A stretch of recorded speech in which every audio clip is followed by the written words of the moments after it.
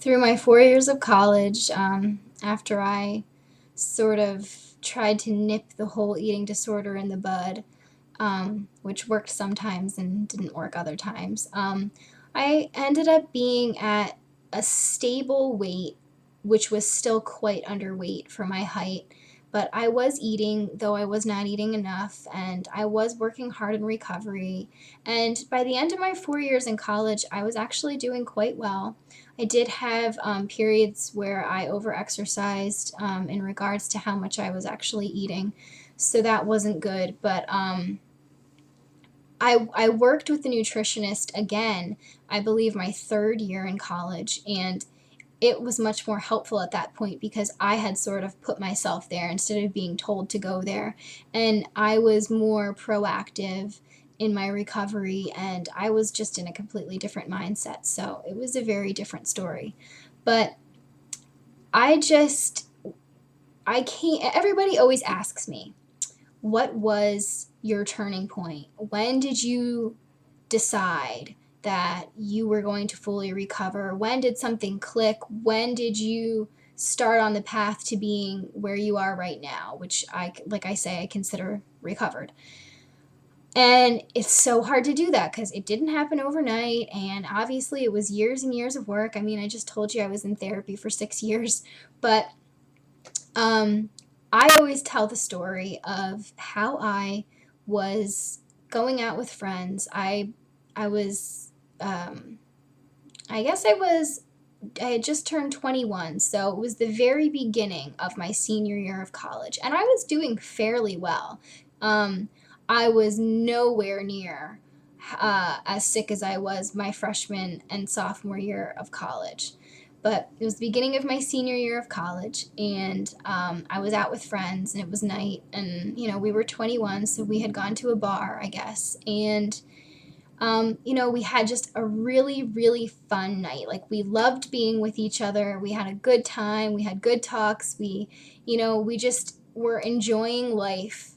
And we left the bar, and it was definitely after midnight. It was very late. And we were walking in a big pack of girls very safely to someone's house to stay. And while we were walking, I just started bawling my eyes out, crying, like crying profusely, just heaving and sobbing. And my best friend was kind of, holding me up and walking with me, and I was just crying and I couldn't stop, and I was crying and miserable because I was thinking of all the calories I had just consumed in the beer that I had drank. And I was thinking about, what I had eaten for dinner because my best friend, she would never let me drink if I hadn't eaten dinner first. So she was a good mother figure to me, keeping me safe. But I was just a mess. And I just thought to myself after that, it was not the first time that had happened. That scenario had happened many, many times where I would go out, have a fabulous night, and then cry on the way home and be completely miserable again. Um, and I just thought, this is not the way that I want to live my life. If I can have an amazing night that is so happy and fun and still go back to this misery, I'm never really getting away from it. I don't want to live my life like that. I don't want to have great times that always get this misery poured over them as though they didn't matter at all. I couldn't ever really enjoy myself. It was like I could enjoy myself for a few fleeting hours, and then I'd have to go back to my regular miserable life and my miserable mind and everything. So I just thought, I can't do this. This is no way to live a life, and I refused to do it. And from that point on, things seemed easier in my mind, and it was really hard. And I had a lot of body image issues as well, and I had a lot of issues also with people focusing only on my looks, which is kind of the opposite end of the spectrum. But I think in part my anorexia had to do with trying to make myself appear uglier so that people wouldn't pay attention to me for my body and my face, but for my mind or for what I had to say. But I turned it around at that point, even more than I already had been. And I kind of took that next step forward because I had taken so many steps forward, and then I was kind of at a plateau there at the beginning of my last year of college. And I took those few steps that I needed to, and it kind of became a little easier from there. There were a lot of little trials and triumphs that happened during my years of anorexia. I remember sort of incidents where I was taking a shower when I was in my second year of college. I was 19, and my hair was just coming out in clumps in the shower, and I was just spreading it across the shower wall on the tile, and just to see how much of it was actually coming out. And I was just so scared. And I remember getting out of the shower and wrapping a towel around myself and calling to my best friend and roommate and showing her. And, I'm sure I scared her too, but, she basically told me I knew what I had to do, and she was right. I did know what I had to do. And, I was in recovery at that point, but it was just so hard to eat sometimes. I also remember times where I went to an amusement park with her and her then boyfriend, and it was October and it wasn't cold at all, and I was the only one of everyone there, of all the group, freezing, just literally freezing to the point that I was shivering and my teeth were chattering, and I couldn't have a good time at all going on rides and things, walking around the park.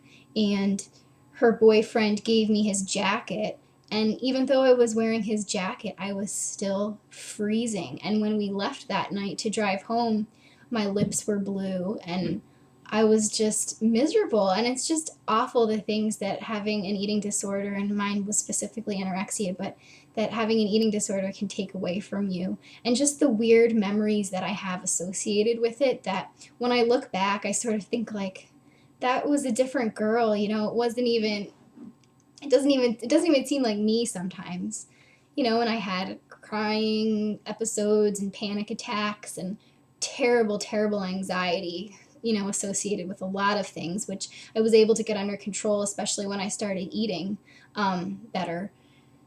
And I developed an interest in women's studies, which I later added as a second major in addition to my English major. And that really helped me, because sort of focusing on myself as a woman in society and what I could do for society and how I could change society to send better messages, and just sort of looking at myself and finding myself beautiful in lots of different ways and sort of going beyond appearance and body really, really helped me. I really attribute my discovery of women's studies and my interest in it in helping me in my recovery. And I learned to love myself, and it was a really hard road. And, that was the hardest thing. Even when I was eating regularly and I was a stable weight, and, my weight was better and I looked better, and, people knew I was doing well in that respect, I still wasn't well mentally. I still hadn't learned to love myself. And I know that that's one of the hardest things. It's often the thing that lingers. So that's what I usually try to do videos about when I'm talking to people or when I'm answering questions. So I'm going to post another link to a video about learning to love yourself, and hopefully someone can find that helpful. I also had a lot of relationship issues with my then boyfriend. I actually dated someone for about 6 years. Which is a really big chunk of life. And, we grew up a lot together. And, I don't blame this person for anything that was happening with me. But it definitely didn't help some of the things that were going on and the way the actual relationship dynamic was. So that was really hard as well. We also had a long distance relationship a lot of the time because we were at 2 different universities. So all these things, made a big mess of a lot of my college years and a lot of my eating disorder. And I'm sort of breezing through everything here, but there really is a lot. And an eating disorder really does encompass a lot of your life. And it really encompassed a lot of my life. I mean, I have countless journals from the years of my life that I was struggling with anorexia. And when I read them, it's so heartbreaking. I get so sad. And I have to remind myself that I know how the story ends, and it ends happily because here I am, and I am that girl. I feel sometimes when I read them like I'm reading about someone else, and I'm just so sad and heartbroken for that person. But then I just remember that that girl is me, and everything ends up okay. And, hopefully that gives you hope if you're struggling with an eating disorder, that it might seem like hell right now, and you might be at the bottom of a pit, but you can definitely crawl out of that pit because I have done it.